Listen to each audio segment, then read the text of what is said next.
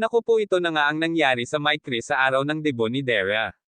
Bago ang lahat, magandang araw mga kalingap, masaya ang naganap na party, lahat ay inanyayahan para sa isang selebrasyon ng isang beneficiaries ng kalingap.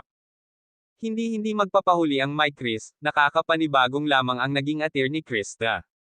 Mas lalong kaakit-akit sa sobrang ganda nito na bumagay sa kanyang buhok. Mas lalo pa itong gumanda, kahit na sa panlabas na anyo ay hindi may itatago ang tunay na Krista. Pero sa araw na iyon, kakaibang Krista na ang ating nakaharap. Isang mahinhin na babae at masyadong tahimik na, hindi na mahilig makilapit sa kung sino-sino. At nasa tabi lamang ito ng kanyang mga kasamahang K-Angels. At mukhang hindi ito lumalapit kay Mikoy at nakikipag-usap sa kanya.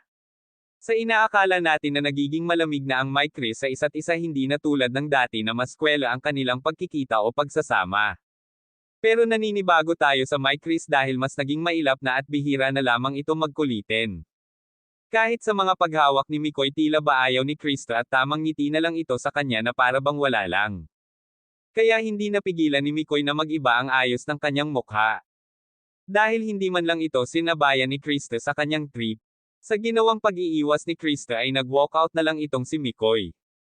Nakaramdam siguro na napahiya siya kaya bigla agad na umalis. Isa pa sa napansin natin, hindi makatingin ng diretso si Krista kay Mikoy.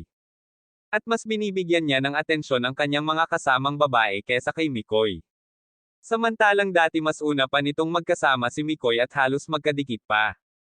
Pero ngayon wala na ang kanilang pagiging malapit at sweetness, kaya masasabi talaga may pagbabago sa Mike Chris. Sa kinikilos ni Krista, mukhang naging mahinhin na ito, di tulad ng dati na maligalig at mahilig magbiro. Hindi man masama na nagbago ang isang tao, bawat sa atin ay may karapatan. Kung iyon ang nanaisin ng isang individual na tao tulad ni Krista, suportahan na lang natin kung ano man ang gusto niyang hangarin, at para naman sa kanyang sarili iyon.